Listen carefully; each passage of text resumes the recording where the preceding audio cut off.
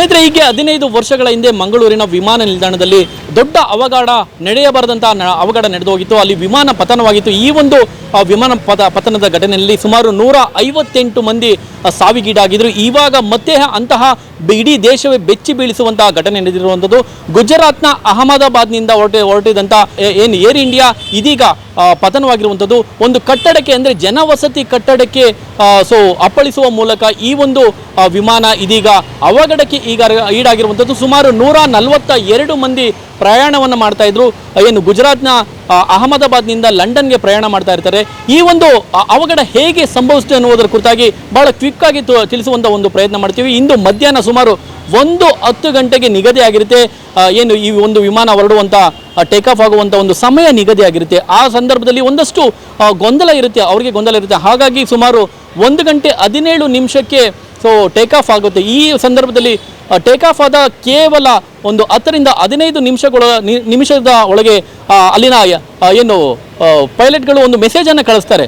ಏನೋ ಇಲ್ಲೇ technical issue ಆಗ್ತಾ ಇದೆ ಅಂತೇಳಿ. ಆ ಒಂದು ಮೆಸೇಜು ಇನ್ನೇನು ತಲುಪಬೇಕು ಅಷ್ಟರೊಳಗಡೆ ನಡೆಯಬಾರದ ಘಟನೆ ನಡೆದು ಹೋಗಿರುತ್ತೆ. ವಿಮಾನ ಪತನ ಆಗಿರುತ್ತೆ. ವಿಮಾನ ಪತನವಾದ ಆ ಒಂದು ಪ್ಲೇಸ್ನಲ್ಲಿ ಕಟ್ಟಡದ ಕೆಳಭಾಗದಲ್ಲಿ ಸುಮಾರು ಏನು ನೋಡಲಿಕ್ಕೂ ಸಾಧ್ಯವಿಲ್ಲ, ಹೊತ್ತಿ ಹುರಿತಾ ಇರುವಂಥ ಆ ಹೊಗೆಯಿಂದ ಇಡೀ ಪ್ರದೇಶ ತುಂಬಿರುತ್ತೆ. ನೀವು ಈ ವಿಜುವಲ್ಸ್ನಲ್ಲಿ ನೋಡ್ತಾ ಇರ್ಬೋದು. ನಿಜಕ್ಕೂ ಸಾವಿನ ಸಂಖ್ಯೆಯನ್ನು ಅಂದಾಜಿಸೋದು ಕೂಡ ಸಾಧ್ಯವಾಗ್ತಾ ಇಲ್ಲ. ಅಷ್ಟರ ಮಟ್ಟಿಗೆ ಜೊತೆಲಿ ಇನ್ನೊಂದು ಮುಖ್ಯವಾದಂಥ ಒಂದು ಮೆಸೇಜ್ ಏನು ಬರ್ತಾ ಇದೆ, ಸಂದೇಶ ಏನು ಬರ್ತಾ ಇದೆ ಅಂದರೆ, ಸಿಗ್ತಾ ಇರುವಂಥ ಮಾಹಿತಿ ಏನೆಂದರೆ, ಮಾಜಿ ಮುಖ್ಯಮಂತ್ರಿಗಳು ಕೂಡ ಇದೇ ಫ್ಲೈಟ್ನಲ್ಲಿ ಪ್ರಯಾಣ ಮಾಡ್ತಾ ಇದ್ರು ಎನ್ನುವಂತಹ ಮಾಹಿತಿ ಕೂಡ ಲಭ್ಯವಾಗ್ತಾ ಇರೋದು. ಇಲ್ಲಿ ಬಹಳ ಏನು NDRF ಸಿಬ್ಬಂದಿಗಳು ಕೂಡ ರಕ್ಷಣೆಗೆ ಬಂದರೂ ಕೂಡ ಅಲ್ಲಿನ ಸಾವಿನ ಸಂಖ್ಯೆಯನ್ನು ಯಾವುದೇ ಕಾರಣಕ್ಕೂ ತಡಿಲಿಕ್ಕೆ ಸಾಧ್ಯವಾಗ್ತಾ ಇಲ್ಲ.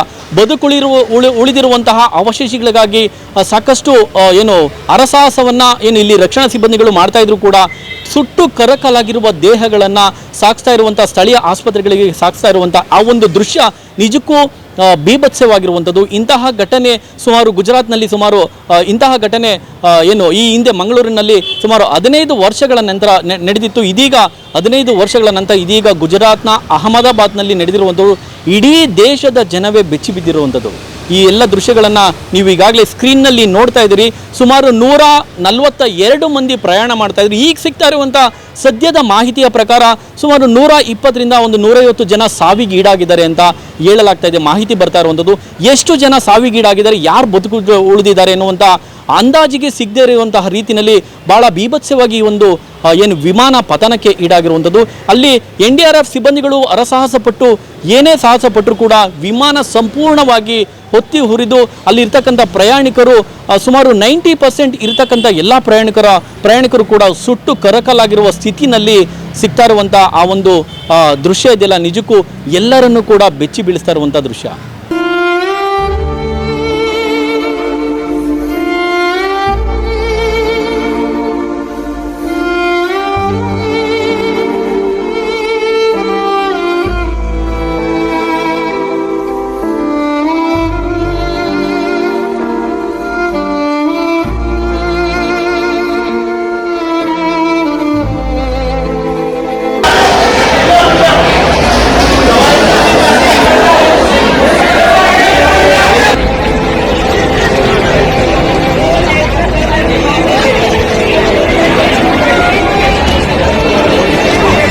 ಹೆಚ್ಚಿನ ವಿಡಿಯೋಗಳಿಗೆ ಪ್ರತಿಧ್ವನಿ ಯೂಟ್ಯೂಬ್ ಚಾನೆಲ್ ಸಬ್ಸ್ಕ್ರೈಬ್ ಮಾಡಿ, ಬೆಲ್ ಐಕಾನ್ ಕ್ಲಿಕ್ ಮಾಡಿ.